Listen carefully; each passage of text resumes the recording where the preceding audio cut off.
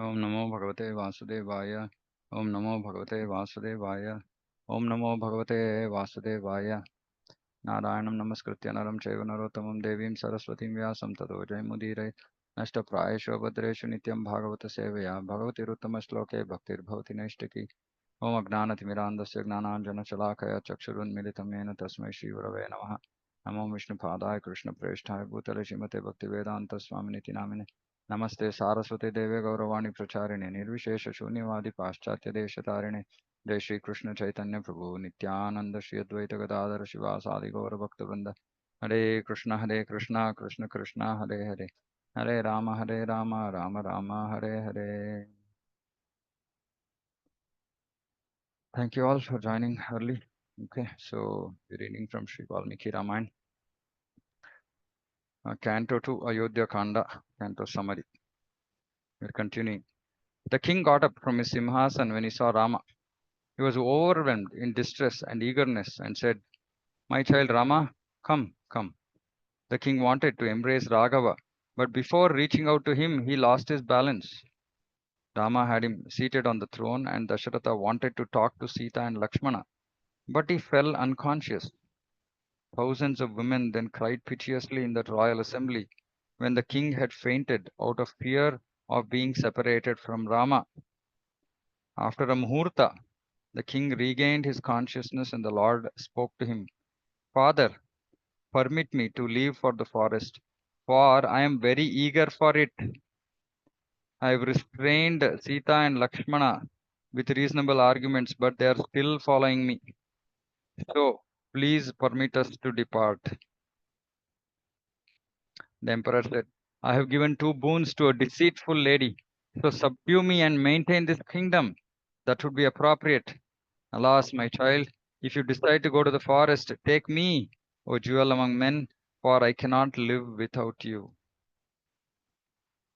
When he said this, Rama replied, "You should not speak like this. You alone are the king, and by my order, Bharata will be the crown prince. I am happy everywhere, in heaven, in hell, in a forest, or in a city. I am not unhappy, so please be peaceful." Hmm. If you can remember just this one thing that Rama is saying. I am happy everywhere, in heaven, in hell, in a forest, in a city, in so-called material happiness, in so-called material distress. I am only happy. I am not unhappy. So please be peaceful. Just see. Mm, Holding up dharma. Mm. If it were anybody else, oh, father made the order to go to the forest. Now father is saying, "Don't go." Okay, fine, I won't go. No, but Rama is saying, "No, you should not speak like that." Mm. Upon understanding Rama's determination, the king told his minister, "An armed force should follow Rama with the treasury, jewels, and the best of women. Rama can live in the forest as he wishes with all of my opulences. Kaike's son can live in Ayodhya deprived of all wealth. How can Rama, subjected to the deceit of Kaikeyi, become an object of pity when he is eldest by age, eldest by qualities, and superior to all embodied beings?" Upon hearing these words of her husband, Kaikeyi said, "Banish Rama, though he is your eldest son, just as Asamanjasa was banished, though he was the eldest son of his father."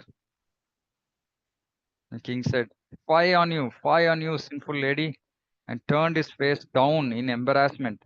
The king's dear prime minister, named Siddhartha, said, "Asamanjasa was abandoned by the predecessor King Sagara because he threw young boys into the Sarayu. Tell me, what is Rama's fault for which he is to be banished?" Saintly persons accept this ocean of auspicious qualities as their spotless caretaker. So beautiful. Saintly persons accept this ocean of auspicious qualities as their spotless caretaker. How can the king abandon Rama, who is humble and dear to all? And we are so always ready to defend ourselves, protect our interests against others. Rama is just not at all affected. So he's so humble and dear to all. When the prime minister spoke thus, and when the emperor was about to curse Kaikeyi, who had spoken cruelly, Raghava again said, O king, what is the use of a king's opulence for me, who has given up the kingdom itself? Krishna. Just by Rama's mercy, if we can get a drop of this, we can go back to Godhead. He's saying, I've given up the kingdom itself. What is the use of this kingly opulence? For a person who has given up his elephant, what is the use of the stick to control it? O king, I will give up everything to Kaikeyi and accept clothes made from bark, 2 spades, and baskets with strings. Carry them. When the Supreme Personality of Godhead had spoken thus, Kaikeya's daughter shamelessly gave Rama clothes made from bark in the assembly and told him, Put these on. Without hesitation, the Lord, with a pleasant, moon-like face, set aside his fine clothes and put on the clothes made from bark. When Lakshmana saw his master, the master of the worlds, wearing clothes made from bark, he also quickly put on pieces of bark cloth handed over to him by Kaikeyi. When Kaikeyi gave Sita 2 pieces of cloth made from bark, she took them and became puzzled. She put one around her neck, looked at Rama and asked him, O Lord, how do the wives of sages tie this piece of bark cloth? Saying this with the bark cloth in her hand, she stood there in embarrassment. Rama quickly came to her and took that cloth made from kusha grass and bark. Rama then put on those clothes above Sita's silk cloth. When Vasishta saw Sita Devi, who was meant to be taken care of by a hero, standing like an orphaned girl wearing clothes made from bark, Vasishta became as furious as the fire that burns down a sandal tree. He restrained Sita, don't wear these clothes, and told Kaikeyi, You're transgressing your boundaries of behavior, you sinful woman Kaikeyi. You have defiled this dynasty, O evil lady. Even according to the boons granted to you, Sita does not have to go to the forest. Therefore, being half of Rama's body, Sita should rule the earth from the city. If Rama goes with his wife, all of us will go with him to the forest. Accompanied by his younger brother, Bharata will wear bark and follow Rama. Kaikeyi, you are fond of quarrel like Kali. You will reside over this empty Ayodhya. See, even Vasishta, great sage, great devotee, he also became angry. But that was against evil Kaikeyi. When Vasishta spoke thus, and when the people criticized King Dasharatha, Dasharatha cut off his desires for piety and life out of feelings of separation from the Lord. Dasharatha cut off his desires for piety and life. So there's no use to live a pious life or even life itself.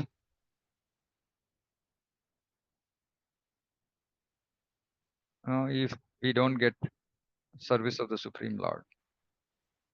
The king told Kaikeyi, Sinful lady, you had only requested that Rama reside in the forest. Why do Sita and Lakshmana have to wear these clothes of bark? Noticing everyone to be overwhelmed in distress, Rama told the king, Father, at least out of affection for me, please take care of my mother now. By her compassion, even my detached mind has become attracted to serving her. Father, be merciful unto my poor mother. Upon hearing these words spoken by Rama while departing, the king cried out loudly with his hundreds of wives.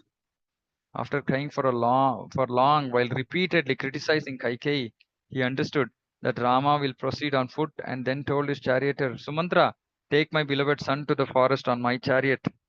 No son should be banished by his mother and father like this. The charioteer then brought the chariot as directed by the king. The king cried upon seeing Sita and told the treasurer, Quickly give my daughter in law as many fine clothes and excellent ornaments as she wants for the years she will be in the forest. Directed by the king, the minister immediately arranged for them to be given to Sita Devi. The beloved of the heroic Rama shone upon wearing those ornaments and dress. Kausalya told Sita with fond affection, as if she were her daughter, "Don't dishonor Rama who has taken the vow of a sage. My child, be chaste to him." Sita replied, "Noble lady, my devotion and service to my dear husband, who is dear to the three worlds and who is an ocean of auspicious qualities, will be firm. I will not be a materialistic woman." Embracing Sita with tears in her eyes, Kausalya told Rama, "Son, look after Sita, Sumitra's son, and yourself in the forest." The Lord replied, "Mother, in the three worlds there is none, including the Devas and Asuras, who can overcome me. I will quickly return with Sita and Lakshmana. Be happy." Rama then offered his respects to his 350 mothers and said, "Forgive me for any offenses I might have committed while I was with you.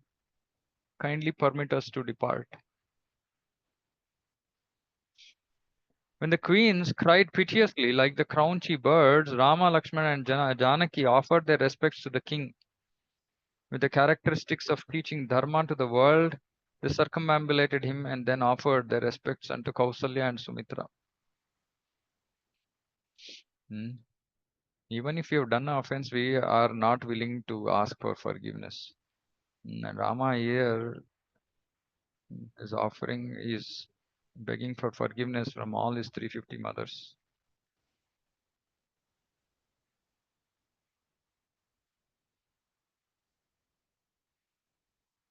When her son offered his obeisances unto her, Sumitra cried and said, "Son, I have a good son because of you, for you have given up a youthful, pleasant wife and me to follow Raghava." So happy about Lakshmana. My child Rama with Sita Devi is the Lord. My child Rama with Sita Devi is the Lord of the worlds, and you and your supreme shelter. Sumitra is not holding her son back. So beautiful. I mean, really, each and every, all of this, so many things we can learn. Having said this to her son, Sumitra told Rama, "My child, your younger brother Lakshmana is your servant. Take care of him." And look at Rama. Rama is not saying, "I know. I will take care. Why are you telling me all this?" When the Lord of the Devas said all right to her, Sumantra, who understood the Lord's gestures and was aware of what to do at the right time and place, brought the shining chariot. The Lord got up on the chariot with his younger brother and then helped Sita Devi climb the chariot while holding her hand, just as the king of elephants helps a she elephant. Rama stood on Dasharatha's divine chariot that was appropriate for him and was covered over by his effulgence. At the same time, he stood firm to fulfill the beautiful, famous, and extraordinary ambition of the demigods to have the 10-headed Ravana overpowered. When the charioteer started to drive the chariot on the order of the Supreme Being, the citizens, children, old people, and women ran behind it. Distressed by the sorrow of being separated from him, they followed Rama just as those distressed by thirst go to a water body, those distressed by material existence go to Lord Madhava, or those distressed by fear go to a competent protector. They said, "Charioteer, stop for a while, or else drive the chariot slowly. Let us see the moon-like face of Rama. When will we see him again? Devi Sita, you're fortunate, and Lakshmana, you're also fortunate, for both of you can see Rama, which is superior to Swarga or liberation." When the people spoke thus, the king, who was followed by the royal ladies, again ran towards the chariot while saying, "I want to see Rama again." Who would not be in a state of pity upon Rama's elderly mother and father running and slipping repeatedly, their eyes blinded by their tears? They cried, "Alas, Rama, Rama, our child! Alas, Sita, Lakshmana!" These cries became the object of pity of the three worlds. The emperor said, "Stop, stop." Raghava said, "Go, go." When both of them thus spoke to Sumantra, he became confused. Rama then said, "Sumantra, when you meet the emperor, tell him that you didn't hear him." See, somebody was asking me if we can lie. Yeah, for higher reasons we can lie. Rama himself is lying. The charioteer then joined his palms in supplication and took the chariot towards the forest. When Vasishtha and others restrained the king by saying, He who desires to see one again should not follow him for a distance. He who desires to see one again should not follow him for a distance. Meaning, if you keep going behind somebody whom we want to see again, they might not come back. The king stopped on the road. Then Rama departed from the city. Everything became inauspicious, like the live air that leaves the body of the creatures, and the water that bakes through a dam. The feeling of separation for Lord Rama ignited the fire of lamentation for the non moving creatures and animals, what to speak of human beings. The chaste Kausalya and Kaikeyi then grabbed the right and left arms of the king respectively while he lamented. Don't go. Upon seeking Kaikeyi, Dasharatha became angry and said, You cruel lady, by your cruel behavior, you are a Chandali. Don't touch me. If Bharata accepts the kingdom that you took away by deceit, even the water that he offers me after I die will not be pleasing to me. When the king spoke thus, his naturally long eyes kept on following Rama as he departed. When Rama was no longer his object of vision, the king's eyes and other knowledge acquiring senses ceased to function. His mind and speech were absorbed in him, just as the yogi's mind and speech are absorbed in him. He said, Take me to the residence of Rama's mother Kausalya. I will find auspiciousness in the place marked with the lotus footprints of Rama. Having said this and having lamented for a long time, the king reached the home of Kausalya just as the sun reaches a cloud.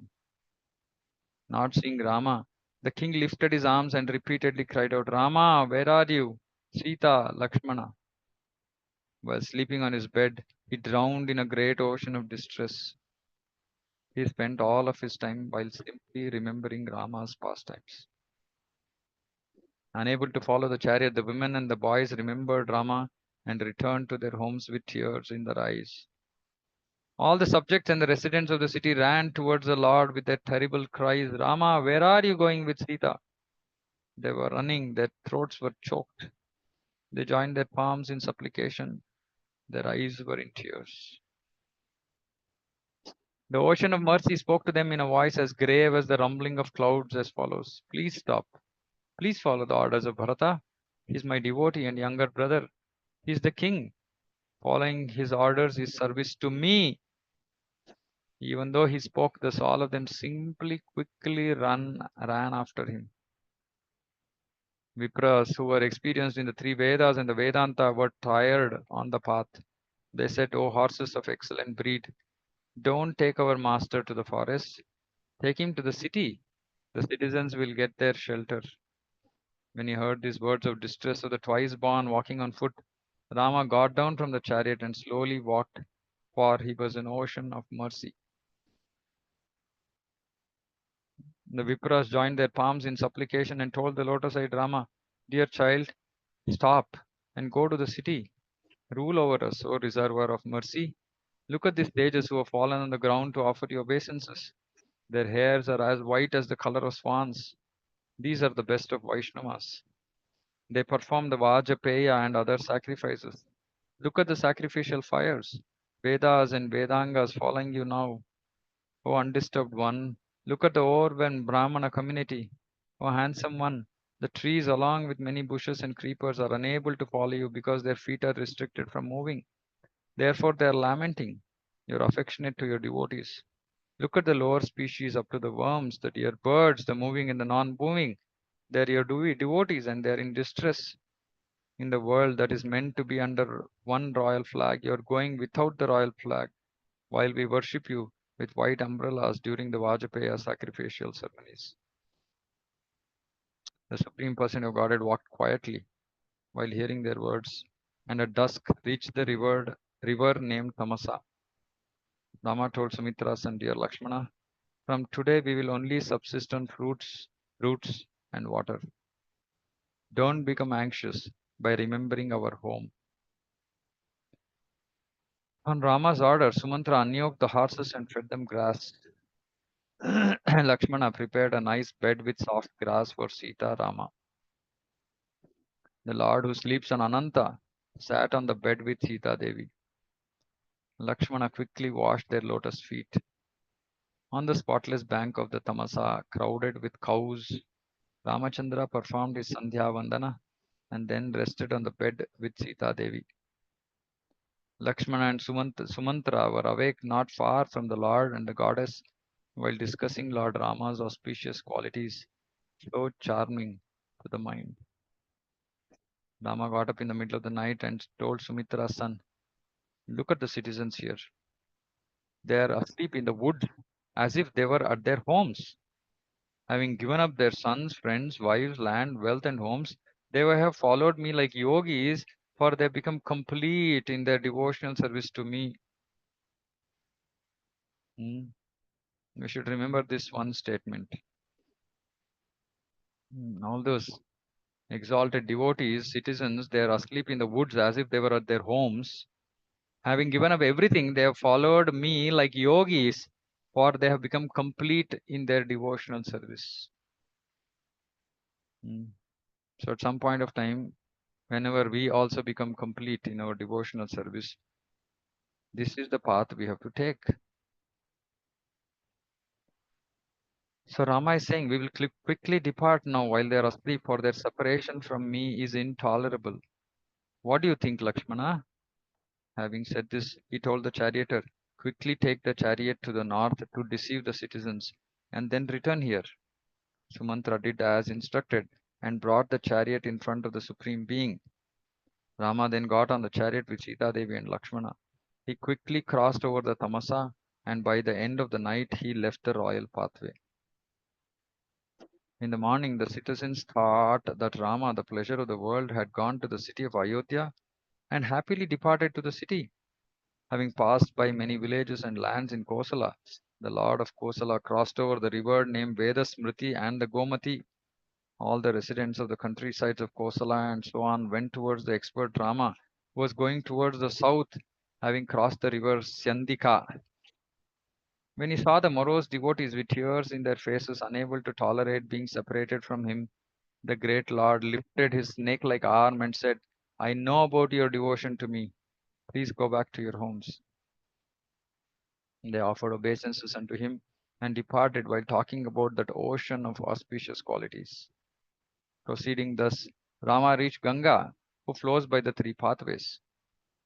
Like the three Vedas, she is always an object of service of the twice born, and she destroys the sinful reactions of those who engage in her service.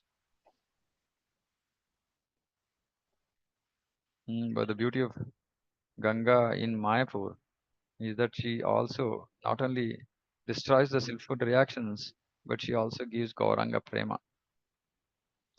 When the Lord was under an Ingudi tree with Sita, Lakshmana, and Sumantra, the ruler of the Nishadas, Guha, came to him and offered him his respectful obeisances. Guha told Raghava, "O Lord, this kingdom and city is yours. We are your servants. O Master, please reside here itself." The devotee Guha became distressed about the Lord's residence in the forest, and after he was consoled, he gave grass to Rama's horse. At sunset, the fortunate Lakshmana washed the feet of Lord Rama and Sita Devi when they sat on a bed of leaves. After dusk, when the Lord and the goddess had gone to sleep, Guha noticed Lakshmana standing with his bow and told him, "O hero, please take some rest. I am your servant and ready to protect the noble couple." Lakshmana said, "Guha, my mind burns upon seeing this bed of leaves for the noble couple who sleep on an invaluable bed in a palace. What can I hide from you? When I remember my old and uncared for parents rolling on the ground crying, alas, Rama, distress drives away my sleep." The night thus passed for Guha, Lakshmana, and the charioteer, and they didn't sleep at all. They were exclusively dedicated devotees of Rama, and so they simply talked about Rama the whole night. The charming reddish lotus hand of the sun like Rama slightly touched the sweetly smiling lotus face of Sita Devi, which blossomed like a fresh lotus. On the order of Rama, Saumitri requested Guha to arrange a boat, and Guha had his servants bring a boat with good oars. Raghava told the sinless charioteer Sumantra, "Gentle Sumantra, go now to Ayodhya. Take care of my father who is tormented by sorrow. Don't disrespect Kaikeyi.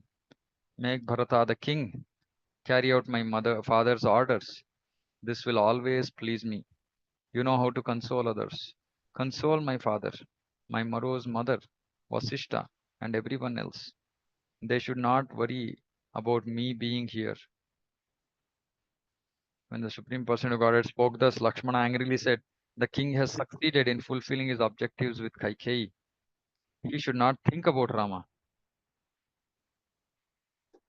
The Supreme Lord Rama then told Sumantra, Suta, don't tell this to the king. Upon hearing these angry words of Lakshmana, my father might give up his life. When Sumantra was instructed to go to Ayodhya, he cried out aloud. He then restrained himself and with his palms joined in supplication, he said, how can I take the burden of this chariot to your city without you? It is like an army whose heroic leader is dead or a beautiful woman without a protective husband or son. What shall I tell your parents and the residents of Ayodhya who inquire on the way? O Lord, you are merciful. Please order me in your service here. The Supreme Person of Godhead told him, when you go to Ayodhya, Kaikeyi will be convinced that I am happily residing in the forest. Look at this. I mean, just unbelievable. Rama is not just saying, when you go to the forest, Kaikeyi will be convinced that I am here. Oh, okay. He's not come back. No, that is not what he's saying.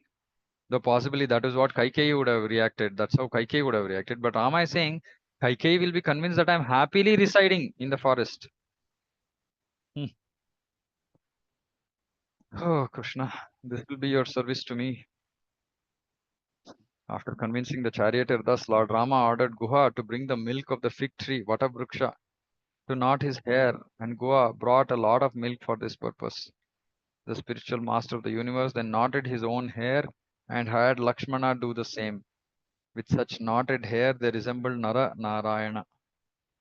Having consoled and taken permission from Guha and the charioteer, Sri Rama approached the boat endowed with colorful oars, free from anxiety.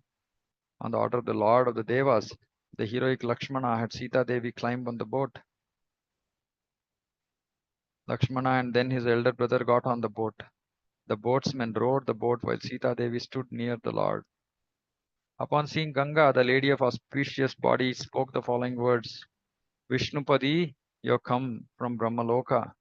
Jannavi, when my Lord returns from the forest, I will worship you. While Vaidehi spoke thus, the boat reached the other bank. Rama then got down from the boat and told Lakshmana, Saumitri, go in front. Sita should follow you. I will follow behind while easily protecting you and Sita. Thin-waisted Sita walked between Rama and his younger brother, just as a female elephant walks between two male elephants. After walking a long distance, they entered a wonderful forest. Having reached a fig tree, they prepared to reside there.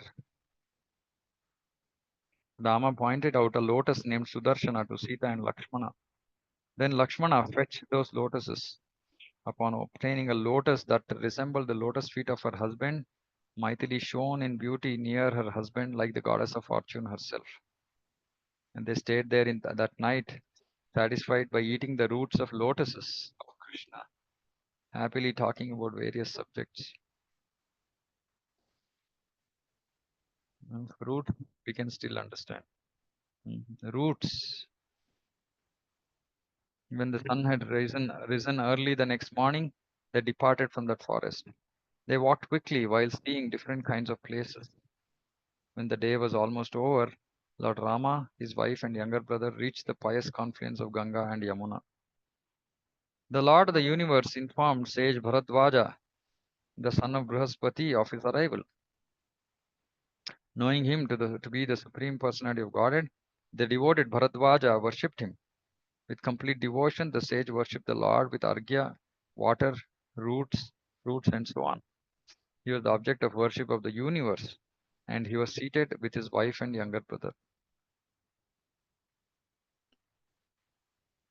The sage told him, O Lord, described by choice poetry, we had wanted to see you since a long time because seeing you will end the constant distress of the embodied souls. O Nor of the field, Kshetragna, stay in this auspicious place as you like, while distributing spiritual bliss to all of us residing here. Supreme Person of Godhead said, people can see us here, and so they will come to see Sita and me. Tell us about a lonely place where we can stay. The Brahmana said, there is a place where ascetics such as the sage Kapala Shira had attained perfection.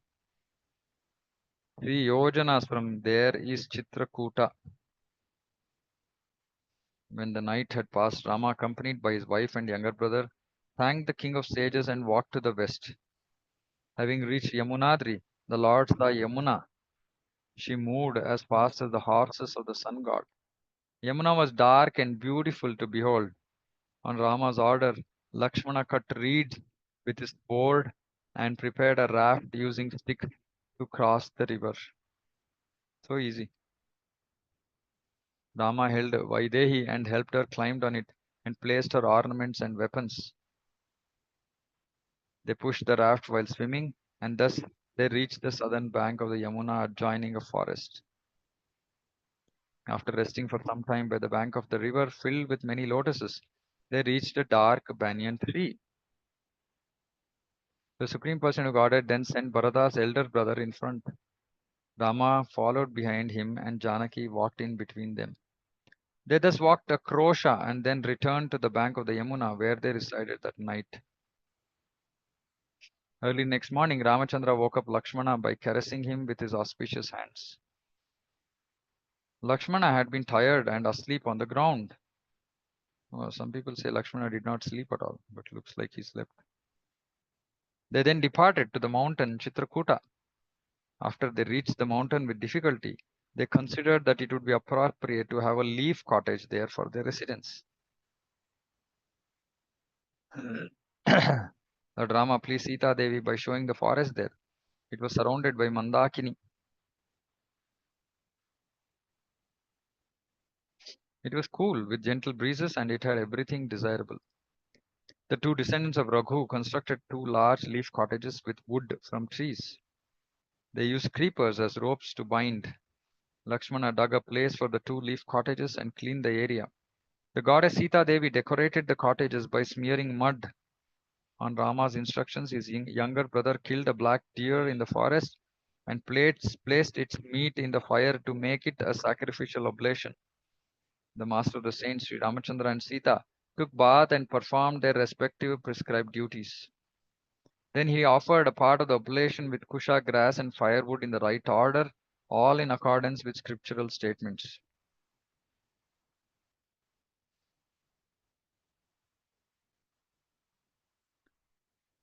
Having offered the oblation to Lord Vasudeva, who is non different from himself, the Lord of Sacrifice performed the 5 great sacrifices with Lakshmana.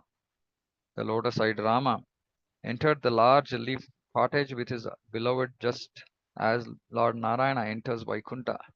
Rama and his beloved wife became delighted upon seeing the services rendered to them by Lakshmana and the wind in procuring varieties of fruits, flowers, and leaves, as well as the clean waters of the river. Tormented by the fire of separation from Lord Rama, the residents of the city, including women, children, and elderly, his mother's father, and relatives, sang his nectarian auspicious qualities as follows. O Providence, having shown us the form of Rama, which pleases everyone's senses, and whose essence is the nectar of his special gentle smile, you have now caused him to disappear from our vision. Where has your compassion gone? May the Supreme Soul find satisfaction in whatever auspicious prescribed activities, public welfare activities, sacrificial performances, utterances, and learning that we have ever undertaken, and grant us the happiness of seeing Rama. So they are saying, let Supreme Soul take away everything that we have, whatever auspiciousness, whatever good things, everything that we have got. Let the Supreme Soul take away all this, and in return grant us the happiness of seeing Rama. And we are here holding up to every inch of whatever Krishna has given us.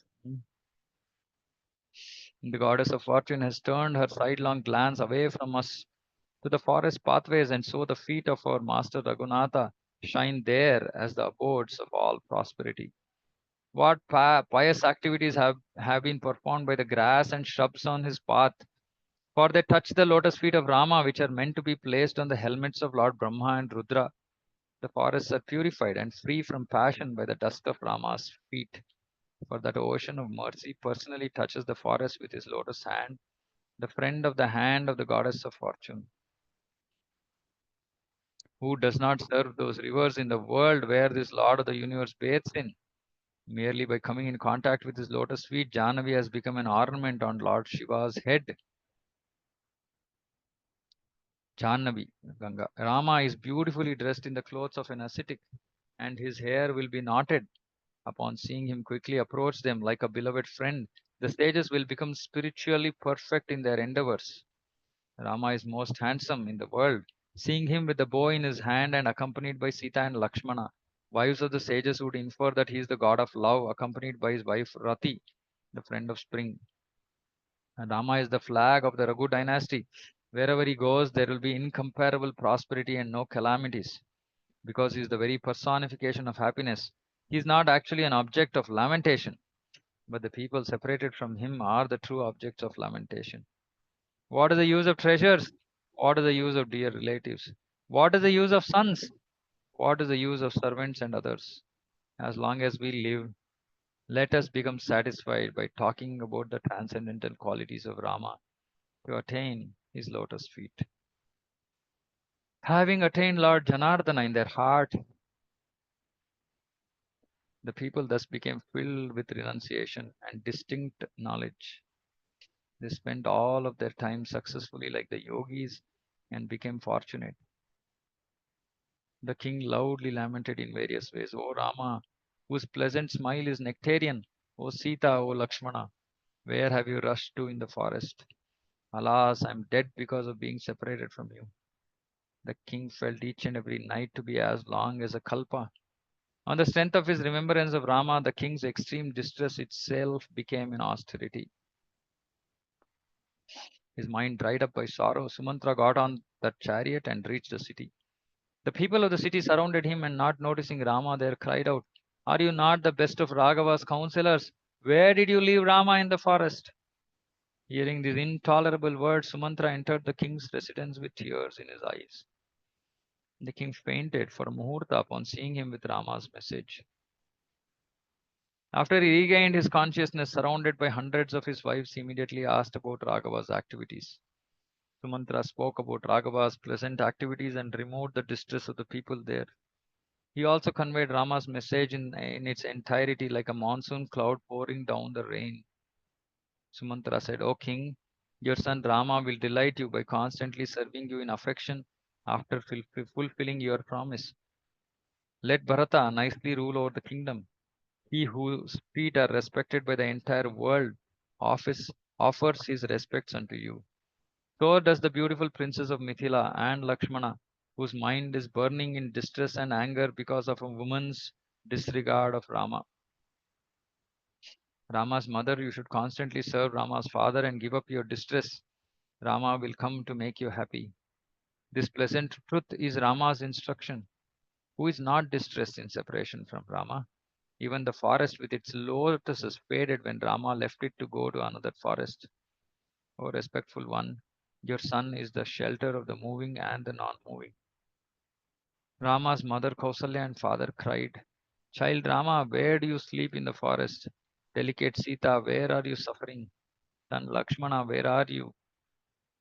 Then the charioteer Sumantra said, O king, O queen, there is no distress in Raghava, who is filled with his own nectarian bliss. There is no fear in him, who upholds the worlds with his own strength. And there is no defect in him, who is a treasury of good qualities. Sita does not decay. She does not perish. She does not give up her happy mindset. She is in Rama's spotless mind. Ah, she is always smiling, resembling a row of lotuses. Serving Rama's lotus feet, Lakshmana, expert due to his valor, so none of them deserve our sorrow. Saying this, Sumantra departed. Rama's mother lamented, O king, I am dead. I am burning in the fire of separation from my son. My husband now enjoy with my co-wife. The king said, O queen, don't talk like this. You're a chaste woman. Don't pierce my injured heart. Alas, Rama's mother, touch me with your hands. The king's consecrated queen then told him, Dear husband, without any discrimination, I have babbled much of madness due to extreme distress. O gentle one, please forgive me. Kausalya then offered him her respectful obeisances. The 5 days that had passed without Rama were like 5 kalpas for the Lord's parents. When the fifth day had also passed, Sumitra told the lamenting Dasharatha and Kaikeyi and Kausalya that night, the scorching sun does not scorch Rama. The wind does not blow sharply against him. The entire world bows down unto him. Rama is not to be lamented about. This is the right way to deal with this. Rama Deva will certainly overcome his calamity and attain prosperity if the sun conquers darkness and shines at sunrise. Janaki is most fortunate in the world. Being the wife of the handsome Rama, she is certainly the goddess of fortune herself. Similarly, Lakshmana should not be lamented about, for he is their beloved servant. Raghava's mother and father were pacified with difficulty by Sumitra's words of consolation, and in the evening the fire of their distress then became covered over for a moment by the ashes of sleep. After 5 days, they slept.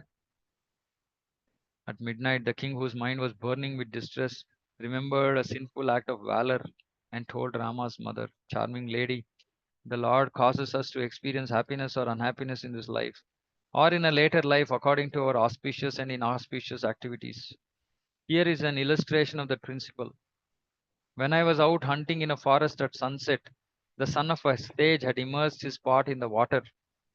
The sound of the water filling up the pot resembled the sound of an elephant drinking water. I was expert as a Shabda Vedhi archer. Thinking that an elephant was drinking water, I shot him.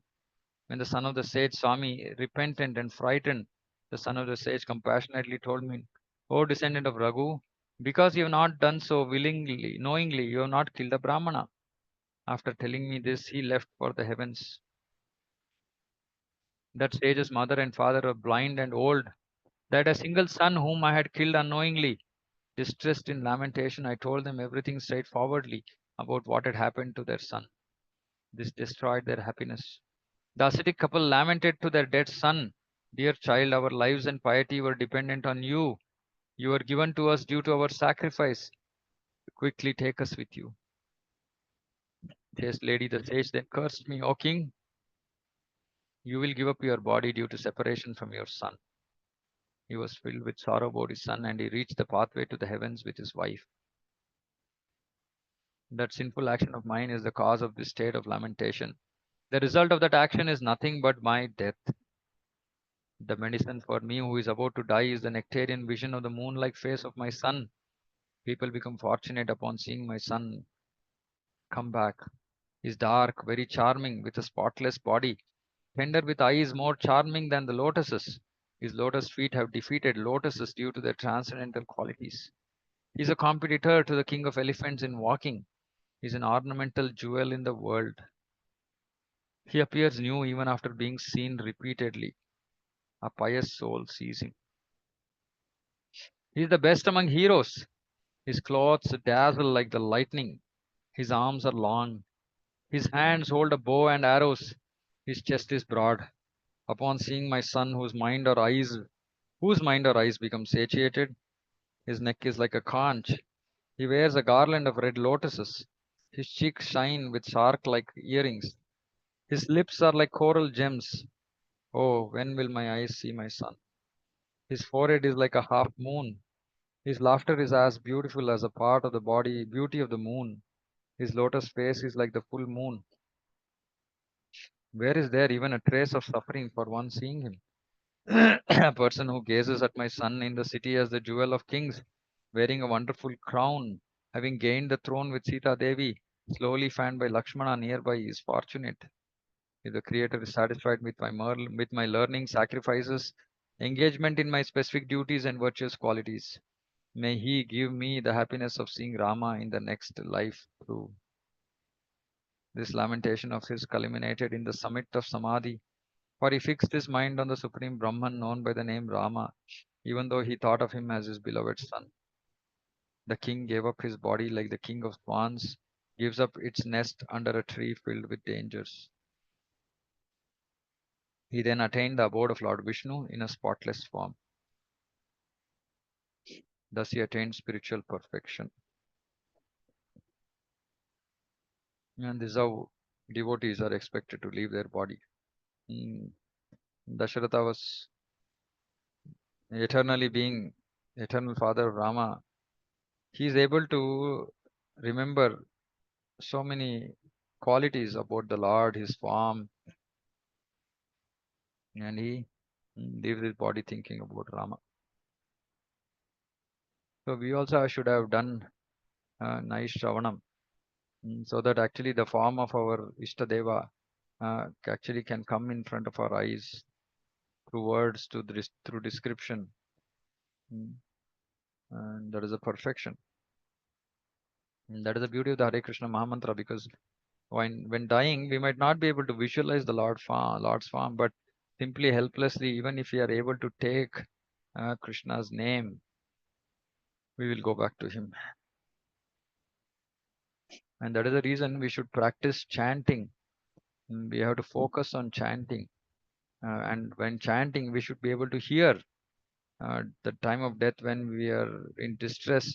If because of our distress, the Lord's name comes out of our mouth and we can hear it, then we are done. Mhm. Why am I saying hear it? Meaning consciously, if you are able to take the Lord's name, then we are done. So we have to focus on chanting the Hare Krishna Mahamantra. The more distress we have in our life, the more uh, focused our chanting should be. The king's queen Kausalya thought that her beloved husband had fallen asleep while being satisfied with the nectarian mellows of glorification of Rama. With her heart absorbed in Rama alone, she went to sleep. The next day at dawn, the king's servants, the professional reciters, brought water in golden pots and recited his prayers without knowing about this calamity. The king's wives serving his feet detected that his feet were cold and understood that their husband had died. While striking themselves, they cried out loud in lamentation. Rama's mother and Sumitra woke up upon hearing their lamentation. Upon seeing her dearmost husband lifeless, Kausalya struck her delicate body and lamented greatly. Alas, my husband, you certainly love your son, isn't it? You have given up your body upon being separated from Rama. My heart has not shattered without you or him, for it is harder than even the thunderbolt. I am without my beloved son and husband, and so I am not valiant. Therefore, I am condemned in this world. Fie upon me! Alas, O Providence, please bring my life to an end. Don't become known as cruel person. Kaikeyi, now enjoy this entire undisturbed kingdom that has now come to you by Providence. All your rivals have perished. Rama's mother and hundreds of women lamented thus. They fell on the ground, rolled about, and beat themselves in extreme distress. But nobody became compassionate about them. Vashishta, who had arrived on the scene, knew what to do at the right time and place. He sent away the ladies and had Rama's mother taken away nearby. He preserved the king's body within a tub of oil. Kausalya embraced her compassionate son Rama, who had appeared in the lotus of her heart, to console her, and gave up her distress.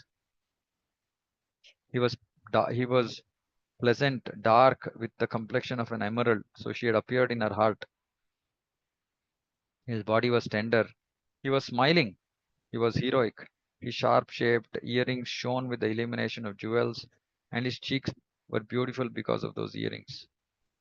When the sun rose, Brahmanas who were dear to Lord Vishnu and officiating in the government came to the royal court in great distress.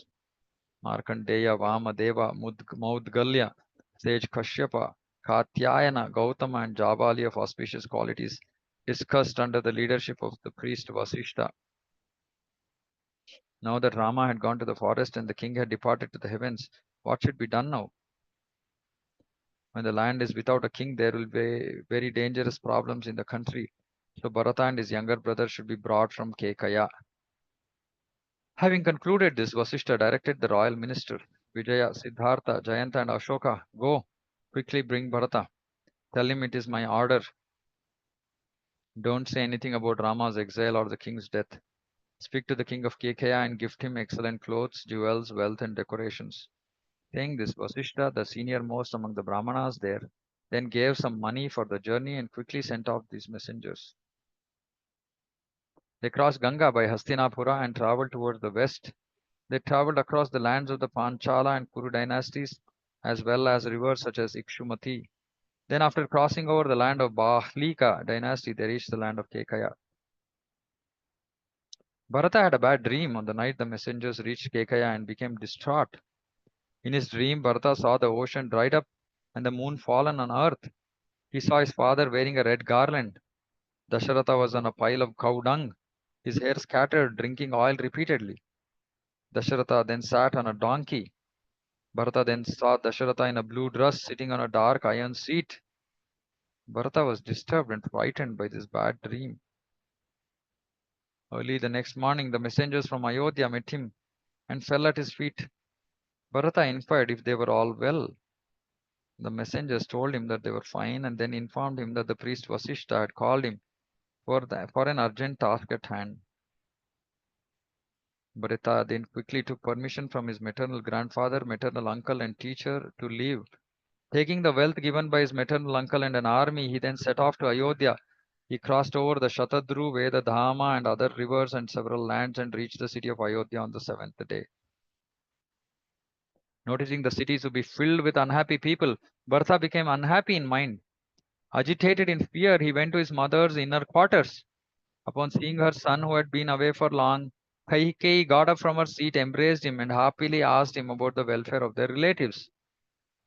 Bharata informed that they were well, and asked his mother, "Where is my father? I want to offer my respects unto his feet." She said, "Your father performed sacrifices and gave much in charity. He has departed to the heavens, my child." Pierced by the arrow of these words, Bharata fainted. Kaikeyi lifted him up. Prince Bharata then became conscious. While crying and lamenting, his eyes brimmed with tears, and he spoke the following words: "I was delighted by thinking that my father would coronate my elder brother Rama, but I am so unfortunate that I fell into a great calamity. My elder brother Rama is the best of all. He is my master, an ocean of mercy, and my guru. Tell him that I, his servant, have arrived. By serving his lotus feet, the miseries of material existence are vanquished. I will offer my respectful obeisances unto Lord Rama's lotus feet. How did my father who destroyed the Daityas die? What were his last words? Tell me all of that." His mother told him, "The fortunate will see Rama return with Sita after accomplishing his purpose." Oh Rama. These were his last words. Apprehending the fire of great distress about to burn him, Bharata asked, "Where is my lord, the lord of the worlds, with Sita?" Kaikeyi told him, "Rama has gone to the forest wearing a dress made from bark with Sita and Sumitra's son." She thought that this would be pleasing to Bharata, but it was actually displeasing to him. Bharata then asked her, "Why was Rama, the spotless residence of good fortune, exiled?" Kaikeyi spoke the following words to her son, who was now even more disturbed. "True, Rama is a spotless soul and he delights the citizens like the moon. When his coronation was about to happen, I arranged this for your good. Rama's residence in the forest and your coronation as the crown prince to rule over the kingdom." When Rama had gone to the forest with Sita and Lakshmana on his order, the king departed to the heavens in distress while crying out, "Alas, Rama, Rama, I did this condemned work out of my love for you. Now protect the kingdom as your specific duty. Make my endeavor successful."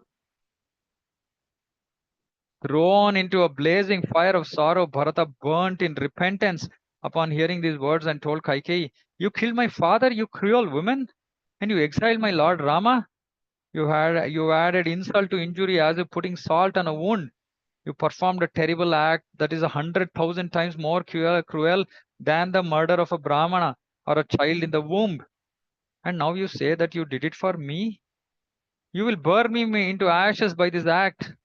Alas, you sinful woman, murdering the king and exiling Rama can lead to your enjoyment of this kingdom, never my enjoyment. May the Devas witness this. You're decorated with corruption. I will give up this body that has come from you. May my lord not be insulted. Surabhi had 1,000 sons, and when two of them became emaciated, she remembered them and became afflicted by sorrow. Kausalya has only one son. How can she tolerate being separated from him? You who have abandoned my lord, the lord of the universe, and killed your husband, are not the daughter of King Ashwapati. You're the daughter of a Rakshasa. Hearing Bharata's plaintive cries, Lakshmana's younger brother Shatrughna became greatly distressed and raised his elder brother Bharata to comfort him. In the meanwhile, Bharata and his younger brother quickly departed and fearfully offered their respects unto Kausalya and Sumitra. Emaciated due to Rama's absence, Rama's mother embraced Bharata, Rama's devotee. Fearing Bharata to have become Rama's enemy, she said, "Dear child, enjoy the kingdom for a long time. It has been handed to you by your mother after killing your father and throwing out your elder brother. Let her take me also to him, or else you take me to him. Otherwise, I will myself go to my son with Sumitra." Bharata was unable to tolerate Kausalya's words. He fell at her feet and said, "Alas, mother, don't criticize me without understanding my pure attitude. I tell you the truth. I am exclusively a servant of Rama's lotus feet. Mother, if the noble Rama has been banished with my approval, may I attain the worlds attained by fools who betray their gurus and who engage in greatly degrading sins." When Bharata promised her thus, Rama's mother, Queen Kausalya, became satisfied by his straightforward nature and replied, "I know that your attitude towards Rama is pure, and that you are Rama's beloved younger brother. After performing the final rites for your father's body, protect the kingdom according to Vedic Dharma. You will be happy with Rama after 14 years. Bharata spent that night in lamentation, simply uttering Rama, Rama. The lamentation and fear of every citizen in the city and countryside dried up due to their constant engagement in hearing, chanting, and remembering Rama. For such association with Lord Hari removes all calamities. Early the next morning, the sage Vasishta saw Bharata at his father's home lamenting and overwhelmed in distress, surrounded by the ministers. Vasishta said, "Get up quickly, long lived Bharata. Carry out the final rites for your father. Serve the senior members of the twice born community and sit on the throne. This is the pastime of destruction by the Supreme Lord, the soul of time. The learned neither delight in nor dry up due to happiness or distress." Bharata wiped his tears and said, "O teacher, I am not learned. I am an object of lamentation without Rama. Service to Rama's lotus feet in the forest is hundreds of times more valuable to me than being an emperor. Seeing the moon-like face of Rama is 100 times more valuable to me than tasting heavenly nectar. O beloved son of Lord Brahma, when the only Lord of the worlds, my Lord Rama, is shining in this world, persons like you should not call me a Lord." Upon hearing the words of Rama's younger brother that were logical, excellent, and invoking the compassion of his listeners, the great people there became satisfied with his auspicious qualities and shed tears. When Bharata saw his father's body taken out of the tub of oil in Kausalya's residence, he again lamented. When he saw his mothers crying with 1,400 ladies and other members of the king's family, he lamented again. When Vasishta and Jabali saw him crying, they told him, "O prince, why are you, a transcendentalist, lamenting like a materialist?" Bhuri Dyumna had reached Swarga, but because of excessive lamentation of his human relatives, he was thrown out of Swarga. So, a pious person who has reached the heaven should not be continuously lamented about by the wise. Bharata then said, "All right." Then he told the professional reciters, "I am not the king." After he chastised them, he told Shatrughna, "Shatrughna, look at Kaikeyi's evil policy condemned by the whole world. Because of her policy, Rama and the king were separated, and the prosperous kingdom is now without a master." Bharata then consulted his ministers in the assembly and performed Dasharatha's final rites according to the scriptural regulations. The king's body was mounted on a palanquin along with signs of royal insignia and taken to a clean place on the banks of the Sarayu. A funeral pyre was arranged by men with pieces of wood from the Chandana and Aguru trees. The king's decorated body was then placed there. Then the twice born had it ignited with the fire used in Ashwamedha sacrifice, placing utensils for the sacrificial oblation in their proper places, and offered ghee on the fire. And thus Bharata and Shatrughna, on the request of the priest Vasishta, performed the final rites for their father and restrained the sorrow that had arisen in them. After giving up their lamentation, Rama's brothers meditated on the source of illumination known as Narayana, with their minds cleansed by discrimination. The two descendants of Raghu then reached the river Sarayu, bathed in it, and offered water to their father. The residents of the city and countryside who had assembled there also offered water to the departed king. Bharata saw the city that had been abandoned by the king and Rama. He did not want to enter the city. He thought it best that he will fast until death. Later on, a Brahmana named Dharmapala, a minister of King Dasharatha, counseled him, and then Bharata entered the city of Ayodhya with difficulty. At the end of the period of impurity, the devoted hero performed the Shraddha ceremony. He gave Brahmanas excellent villages, much wealth in the form of gold and domesticated animals. In a state of agitation, Shatrughna asked, how did the only Lord of the worlds give up the kingdom on the words of a woman? And how did the sober Lakshmana not prevent Rama when he was departing? When he was told that it was the hunchback who distorted Kaikeyi's mind, he saw Manthara by a door entirely decorated with ornaments. Shatrughna, the destroyer of his enemy's pride, became so angry that his eyes became copper red, and he caught that wicked lady and dragged her while remembering her evil counsel. When Manthara's friends fled to the shelter of Kausalya, he dragged her right in front of Kaikeyi while Manthara cried, ah, I am dead. While she was thus crying, he poured dust on her distorted face and spoke the following terrible words with a voice rumbling like the clouds, like a Maharaja. Evil woman, you got our father killed and our master exiled, and you've taken shelter of another evil woman. How can you live? Mantara, you have given us great difficulty. I will now lead you to death while your mistress Kaikeyi sees you, a destructive woman, being destroyed. While Shatrughna dragged the sinful woman Manthara, Bharata told him, dear Shatrughna, I should kill Kaikeyi and Manthara. But Rama follows the dharma of the saintly kings and would reject me as a killer of women. I am greedy for the dust of his lotus feet, and so we will tolerate their existence for the sake of Rama. The Lord of Death drags us under his control, just as sacrificial animals are helplessly bound and dragged to the sacrificial altar. Dear Shatrughna, so we should tolerate them. The king's subjects told him, O prince, this kingdom will perish without a king. Please coronate yourself as the king. Bharata said, yes, there should be a coronation, but of Rama, who is the eldest and best in qualities among all. As his disciple, I will perform the vow of residing in the forest for the sake of Rama. Kaikeyi's plan should not be fulfilled. She is wicked and diseased with the passion of ruling over the kingdom. Everyone became delighted when Bharata spoke thus. They said, dear child, may you, Rama's devotee, be fully prosperous. He quickly had a pathway constructed with the help of the artisans and others to go to the lotus feet of Rama with the residents of the city and soldiers. All the residents of the city went to see the Lord along with Bharata and his mothers, just as water naturally moves to a lower place. An army with elephants, horses, chariots, and foot soldiers went to see Rama. Women, children, and old people, what to speak of others, competed with one another on who could go ahead to see the lotus feet of Rama. They were delighted with the thought, we will see Rama. He is as dark as a cloud. His voice is as grave as the rumbling of a cloud. He destroys the heat of our distress like a cloud. They ran to the forest. Rama's younger brother had the army relaxed by Ganga while he remembered Rama and performed the rituals to benefit his father in the company of Vasishta and other Brahmanas. Out of his devotion to Rama, Guha thought, Bharata is blinded by the pride of prosperity. He is marching towards Rama to attack him. I will stop him.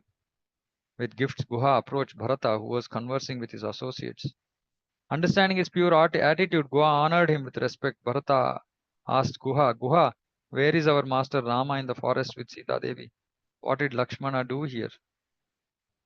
Guha then informed the distressed Bharata about Rama's activities and Lakshmana's lamentation about Rama's exile to the forest. Hearing about their subsistence on fruits, roots, and water, and Rama's and Lakshmana's knotting of their hairs, Bharata fainted in distress. After a muhurta, he regained his consciousness and lamented in distress. When he reached the Ingudi tree under which Rama had rested, he remembered Rama and said, "My Lord, Lord of the universe, has slept on a bed of leaves and subsisted on fruits and roots. This should not happen again. I will also subsist on forest produce and water. I will sleep on the bare floor. I will do this from today for the sake of my Guru Ramachandra. This is true. I promise this. Shatrugna will do this too for the sake of Lakshmana. The two noble princes Rama and Lakshmana should stay in the city of Ayodhya. May Providence permit this arrangement." In the presence of Shatrugna and surrounded by his mothers, Bharata thus passed the night immersed in talks about Rama. Early the next morning, after performing Sandhya Vandana, Bharata and his fourfold army crossed Ganga on rafts and boats with boatmen. Bharata crossed the river with fishermen who accompanied him on Guha's order. Then he went on the path shown by Guha with his mothers. Having reached Prayaga, Bharata stationed his army at a distance from Bharadwaja's ashrama. Bharata and Shatrugna then met Bharadwaja and offered their respectful obeisances. The sage asked Bharata, "Having banished Rama, the only lord of the three worlds, from his kingdom, what do you intend to do with your army?" Bharata replied, "O sage, I am distressed on account of the wicked Kaikeyi's deceit. I want to bring my master Rama back to the city of Ayodhya." The king then said, "You are Rama's younger brother. You are fortunate. May there be auspiciousness unto you." Bharata then invited him and his army as his hosts in the ashrama for a meal. He called Vishwakarma and other celestials and arranged for all kinds of luxurious arrangements. By the mercy of Lord Vasudeva, the sage provided heavenly enjoyments for his hosts. Sage Bharadwaja, the best of Brahmanas, satisfied everyone who followed Bharata. He provided them whatever they wanted because of their devotion to Rama. Early the next morning, Bharata offered his respects to the great sage to take his permission to depart. Kausalya and other wives of Dasharatha then offered their respects in sequence. Bharadwaja then requested Bharata, "O prince, please point out who is who among your mothers." Bharata replied, "Know the queen here who resembles a demigoddess and who offered you her respects first to be Rama's mother. She has become morose due to her separation from Rama. O one whose wealth is austerity, here is Sumitra, standing next to her. She is of auspicious vows and has given birth to Lakshmana and Shatrugna. The lady here who has turned her face down due to embarrassment is the wicked Kaikeyi, my mother, who caused the exile of Rama." The sage said, "Kaikeyi was just an instrument for the Lord of the universe to reside in the forest. He is gone to the forest to carry out the work of the Devas." Having taken permission from Bharadwaja and having learnt about the location of Rama's residence, Bharata crossed Yamuna and went to Chitrakuta with his followers. He stationed his armed forces at a distance and with his priests entered an area filled with ashramas, inquiring from the sages about Rama. Observing the dust caused by the army, Lakshmana climbed up a sala tree to find out who had arrived and understood that Bharata, whose flag had the symbol of a Kovidara tree, had arrived. Sumitra's son then became angry and said, "Please permit me to kill Kaikeyi's proud son who has arrived here with his army." Rama smilingly said, "Bharata is peaceful, not proud. Lakshmana, you should become peaceful too. He is coming to see us." In the meanwhile, Bharata approached the Supreme Person of Godhead and saw the large leaf cottage that was comparable to the world of the celestials. It was decorated with colored weapons fitted with gold and armors. It was unassailable by enemies like a lion's cave. Bharata again noticed his Guru Ramachandra's platform for the knowers of the Veda. It had a sacrificial fire that was blazing, and it was in a lower land in the northeastern region of the ashrama. He saw Rama with Sita and Lakshmana in that leaf cottage. Rama had a knot of hair on his head. The shelter of supreme bliss looked charming in clothes made from bark. Bharata was not satiated by seeing that astonishing Rama, by seeing whom, for endless time, yogis are not satisfied. Bharata fell at the lotus feet of Rama and was distressed because of his mother's neglect of Rama. Lord Rama, who is affectionate to his devotees, embraced Bharata. Though the Lord of all was omniscient, he inquired about the welfare of his father and others, imitating the conduct of the world. With his palms joined in supplication, Bharata told his elder brother while crying, O Lord, our father has departed to the heavens while uttering Rama, Rama. Please offer water to him. He will be pleased when you do so. You are dearest to everyone. So if you offer water to him, won't he be pleased? Upon hearing about the king's death, the Almighty Controller of all lamented, though he did not experience a bit of material sorrow. He did this while imitating the conduct of the world. Ramachandra went to Mandakini with Sita Devi and Lakshmana, bathed in it, and then offered his father water. The Almighty Rama placed pindas made from the ingudi fruit on darba grass for his father. Thus he demonstrated that the man should worship the Pitru Devas with the food that he himself eats. All of the subjects, armies, and residents of the city quickly approached the Lord of the world. Their purposes were fulfilled when they saw him. Auspicious Kausalya had become emaciated due to distress. Accompanied by her co-wives, she became satisfied upon seeing the Lord. The spiritual master of the universe offered his respects to his mothers, who were filled with tears of love for him. Janaki and Lakshmana also offered their respects. The mothers showered their blessings upon them. That night, filled with darkness and sorrow, thus passed, and the sun then shone in the sky. Raghava similarly shone amidst the assembly of people who had come from Ayodhya. The people were silently thinking, what will Bharata say? What will the Lord respond? Bharata then told Rama, O Master, please come from the forest to your city Ayodhya. O maintainer of the universe, please maintain this earth that has no protector. Supreme Lord said, we carry out the orders of our father. We will reside here for the welfare of the saints. You should protect the earth. Bharata repeatedly offered his respectful obeisances unto Rama with his palms joined in supplication. With tears in his eyes, he spoke in a faltering voice. My mother Kaikeyi has banished you, killed her husband, given me agony, made the entire world distressed, and brought about disaster all around. My intelligence has prevented my arm hankering for a sword from cutting her head out of fear of losing your affection. O Lord of the universe, I am your devotee. Please forgive my offense. You are affectionate to your devotee. Don't you give yourself to your devotee? Our father did not know that it is not wrong to speak untruth to women, or else I cannot fault that Rajarshi, for this great offense is entirely mine. If the king had given the land to me to rule over as your servant, I would have given it to you. O Lord of the worlds, this is also appropriate in the world. Therefore, please maintain the kingdom. If you don't go to the city of Ayodhya, I will never ever go either. I will constantly serve your lotus feet that are searched for by the yogis like Sumitra's son. When Bharata spoke thus, all the subject sages and the Lord's mothers begged the Lord with tears in their eyes to return to Ayodhya. Supreme Lord told Bharata, go to the city with Shatrughna. For the pleasure of the saints, I will go to the Dandaka forest with Lakshmana and Sita. Jabali said, where is the question of the Guru of all having to obey the order of his Guru? Where is the question of Dharma for you who are detached from matter? O Lord, please quickly go to the city. Imitating the people of the world, Rama appeared to become angry and replied, worship of the Gurus and Devas as described in the Vedic scriptures is indeed Dharma. The son of Lord Brahma said, O king, if you follow the Dharma executed by your predecessors, you should maintain the kingdom that was maintained by them in the past. When Rama disregarded the humble pleas of the sages, his mothers, and the residents of the city of Ayodhya, Bharata sorrowfully said, noble Lord, I will fast until you are satisfied. I will go without eating until the Lord goes to the city of Ayodhya. If our Guru's order has to be carried out under all circumstances, I will carry it out as your servant. Please go to the city.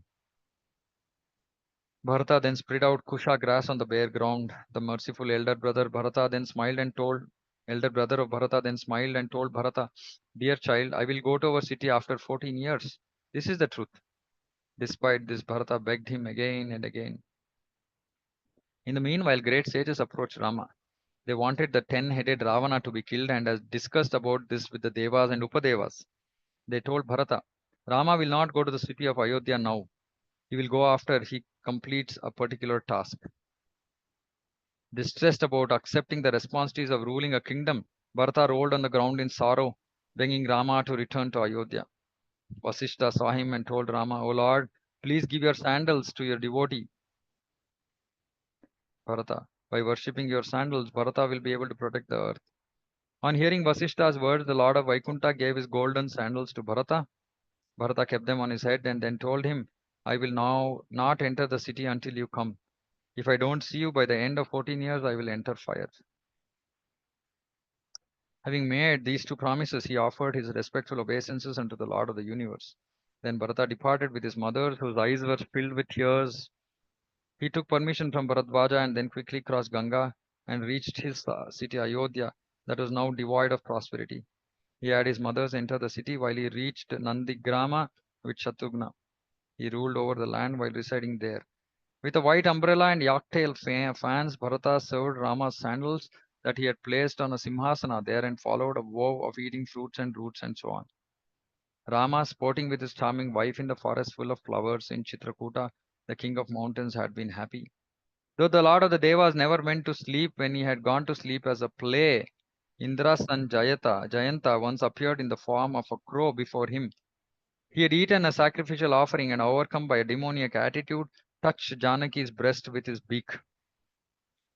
When he did not give up disturbing Maithili, the Lord threw a blade of grass at that bird. It blazed greatly and followed him. Overcome by fear, the crow ran all over the three worlds seeking shelter. The deities headed by Brahma and Rudra, frightened of Rama's prowess, told him our obeisances unto Lord Rama and rejected the crow from their abodes. Desiring to live on, Jayanta became morose upon not attaining shelter in the three worlds from the Devas, Asuras, and others. He then surrendered unto Lord Ramachandra just so that he could live. He said previously, I was given a benediction by the Devas that I could be a bird flying within the earth. O Lord, please protect me who am in distress. Saying this, he fell at the feet of Lord Hari. He mercifully did not kill the crow, but destroyed one of its eyes. From that time onwards, all the crows have only one eye. Oh, the husband of the goddess of fortune then looked at the moon-like face of Janaki Devi, for he had incarnated to firmly destroy the pride of the wicked. Rama's glance shone as the sun ray that caused the lotus face of Sita Devi to blossom, the moon ray that delighted the blue lotuses of the saints, and the spark that burnt into ashes the heap of grass that were the Rakshasas. With this, we end Ayodhya Kanda Canto Summary. Shri Valmiki Ramayan की जय, जगत गुरु श्रील प्रभुपाद की जय, श्री रामचंद्र भगवान की जय, समवेत गौर भक्तवृंद की जय। वाञ्छा कल्पतरुभ्यश्च कृपा सिन्धुभ्यैव च पतितानां पावनेभ्यो वैष्णवेभ्यो नमो नमः। अनंत कोटि वैष्णव वृंद की जय। हरे कृष्ण।